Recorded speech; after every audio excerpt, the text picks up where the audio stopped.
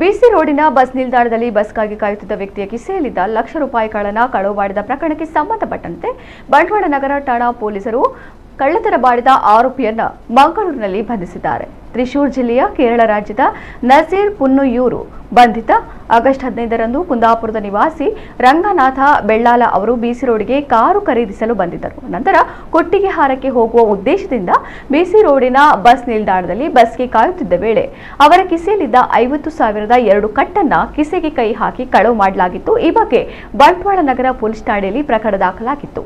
ನಗರ police inspector ಅನಂತ ಪದ್ಮನಾಭ ನೇತೃತ್ವದಲ್ಲಿ ಕಳ್ಳತನ ಪ್ರಕರಣ ಪತ್ತೆಗಾಗಿ ತಂಡವನ್ನು ರಚಿಸಲಾಗಿತ್ತು. ನಗರ ಪೊಲೀಸರ ತಂಡ ಆರೋಪಿಯನ್ನ ಮಂಗಳೂರಿನಲ್ಲಿ ಬಂಧಿಸಿ ನ್ಯಾಯಾಲಯಕ್ಕೆ ಹಾಜರುಪಡಿಸಿದೆ.